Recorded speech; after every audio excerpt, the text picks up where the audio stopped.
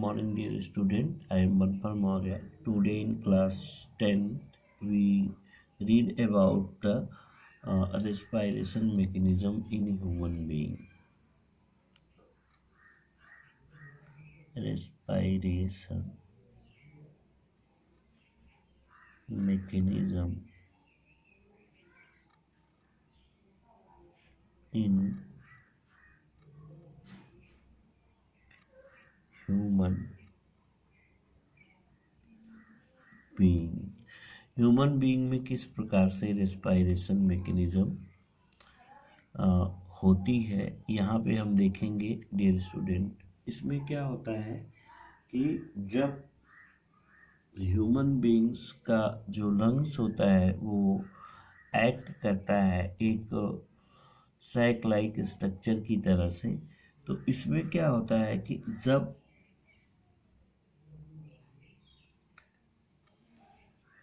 External air, ठीक है, का प्रेशर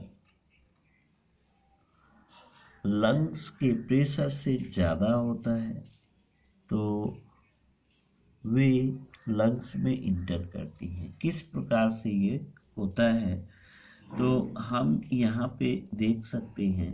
ड्यूरिंग ब्रीदिंग के समय में क्या होता है कि ब्रीदिंग के समय में यहाँ पे मैकेनिज्म में हम आपको बताते हैं कि ब्रीदिंग मैकेनिज्म में क्या होता है कि जब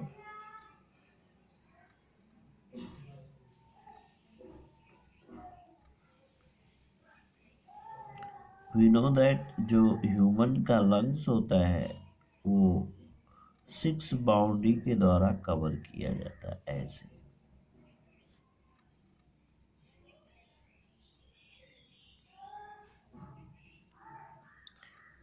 ठीक है।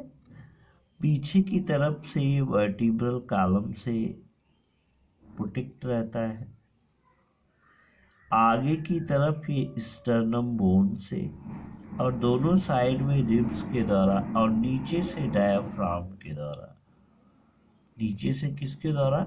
डायफ्राम के द्वारा। ऊपर से क्लेविकल बोन के द्वारा, जो एस शेप की होती हैं, क्लेविकल बोन जिसको ब्यूटी बोन के नाम से जानते हैं, उसी को हम हंसली की हड्डी भी कहते हैं, ठीक है। तो इस प्रकार से जब ये कवर होता है तो जब ट्रैकिया के थ्रू इस लंग्स में एयर आती है तो लंग्स की जो सबसे छोटी इकाई होती है, जो सबसे स्ट्रक्चरल और फंक्शनल इकाई होती है, उसको हम कहते हैं एल्वियोलाई। तो एक एल्वियोलाई राउंड स्ट्रक्चर में होती है, जैसे कि ये, और ये हाईली वैस्कुलराइज्ड थिन मेम्ब्रेन होती है। क्या होती है?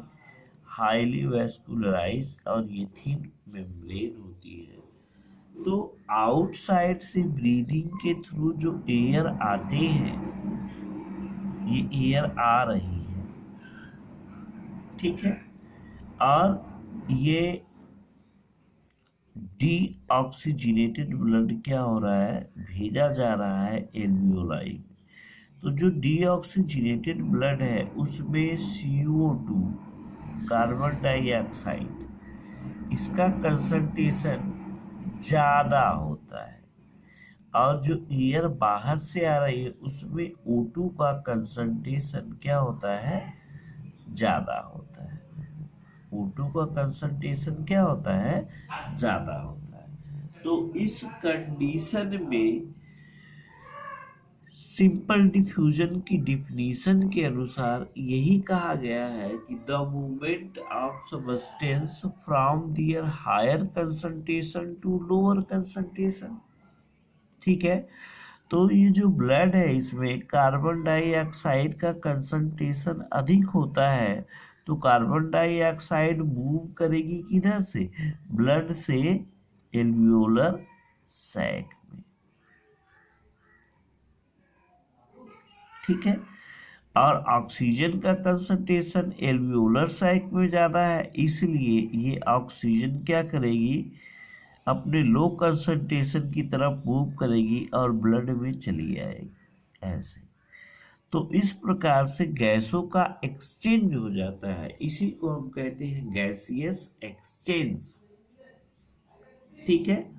अब जैसे ही गैसियस एक्सचेंज होता है तो यहाँ पे डायफ्राम जब फ्लैटेंड होता है और ऊपर की तरफ उठता है, ठीक है, तो इसका जो आयतन होता है लंग्स का बड़ा हो जाता है। तो लंग्स का जब आयतन बड़ा हो जाता है तो उस कंडीशन में होता क्या है कि इसका आयतन जैसे ऐसे फैलेगा तो इसका आयतन जैसे बड़ा होगा, तो इस कंडीशन में ये होता है कि इसका लंग्स का प्रेशर इन्वायरमेंटल प्रेशर से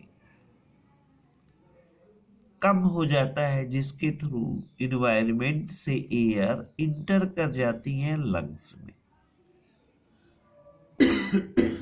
ठीक है। इस प्रोसेस को हम कहते हैं इंस्पायरेशन। ठीक है। और ये प्रोसेस लगभग 3 सेकेंड में पूरा होता है, सॉरी लगभग 2 सेकेंड में पूरा होता है। कितने सेकेंड में? 2 सेकेंड में पूरा होता है। लेकिन जब यहाँ पे गैसों का एक्सचेंज हो जाता है तो फर्दर ये जो लंग्स है बिकम डोम शेप्ड हो जाते हैं। जब ये डोम शेप होते हैं तो ये डायफ्राम ऐसे ऊपर की तरफ उठने लगता है, और जब डायफ्राम ऊपर की तरफ यानी फ्लैटेन यानी डोम शेप गुंबद के आकार का होता है, तो यहाँ रिब्स में जो मसल्स पाई जाती हैं, एक्सटर्नल इंटरकास्टल मसल्स और इंटरनल इंटरकास्टल मसल्स, वो आपस में कॉन्स्ट्रिक्ट करती हैं, सिकुड़ती हैं। और जैसे सिकुड़ेंगी तो जब ये आपस में कॉन्स्ट्रिक्ट या सिकुड़ती हैं, उस कंडीशन में लंग्स पर प्रेशर क्रिएट होता है। उस कंडीशन में आयतन क्या होता है? कम होता है। और जब आयतन कम होगा, वॉल्यूम उसका कम होगा, तो लंग्स पे प्रेशर क्रिएट होगा, और लंग्स का प्रेशर इन्वायरमेंटल प्रेशर से अधिक हो जाएगा। ठीक। और लंग्स का प्रेशर जब इन्वायरमेंटल प्रेशर से अधिक हो जाएगा तो उस कंडीशन में एयर लंग्स से आउटसाइड में चली जाती हैं, और इस पूरे इवेंट को हम कहते हैं एक्सपायरेशन। क्या कहते हैं? एक्सपायरेशन। तो इस प्रकार से रेस्पायरेशन मैकेनिज्म क्या होती है? पूरी होती है। और सिंपल डिफ्यूजन के प्रोसेस ब्लड में ऑक्सीजन डिजॉल्व हो जाती है। ब्लड में ऑक्सीजन क्या हो जाती है? डिजॉल्व हो जाती है, जिससे ब्लड ऑक्सीजनेटेड ब्लड हो जाता है और कार्बन डाइऑक्साइड आउटसाइड चली जाती है। ठीक है। इस प्रकार से यहाँ पर होता है रेट ऑफ ब्रीदिंग। यहाँ पे ब्रीदिंग क्या होता है? ठीक है। तो रेट ऑफ ब्रीदिंग जो नॉर्मल रेट होता है एक ह्यूमन में ब्रीद करने का, ह्यूमन में जो नॉर्मल रेट होता है ब्रीदिंग का, ठीक है, वो ब्रीदिंग का रेट एक ब्रीद में 5 सेकेंड लगते हैं। ह्यूमन 5 सेकेंड में 1 ब्रीद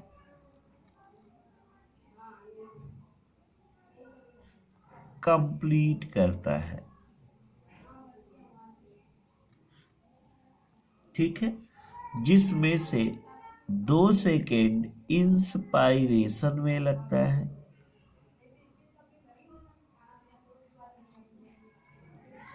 और 3 सेकेंड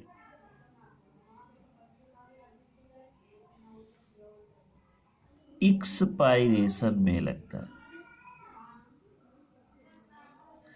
और ये दोनों मिलाकर क्या कहलाते हैं? 1 ब्रीथ। तो इन दोनों को ऐड करेंगे तो 5 सेकेंड 1 ब्रीथ का होता है। ठीक है। लेकिन the average breathing rate of adult man at rest is about, ठीक है। तो एवरेज जो ब्रीदिंग होती है वो 12 से लेके 16 या 18 बार पर मिनट होती है, ठीक है। एवरेज ब्रीदिंग किसी ह्यूमन बीइंग्स में जो होती है वो 12 से 16 टाइम पर मिनट होती है, पर मिनट यानी हर मिनट में कितनी बार होती है, 12 से 16 बार होती है ये, ठीक है। अब ब्रीदिंग का रेट फ्लैक्चुएट होता रहता है। अगर हम किसी वर्क को कर रहे हैं या कोई एक्सरसाइज कर रहे हैं तो एक्सरसाइज करते समय लार्ज अमाउंट में ऑक्सीजन की रिक्वायरमेंट होती है, जिसकी वजह से ब्रीदिंग रेट इंक्रीज कर जाता है, ठीक है।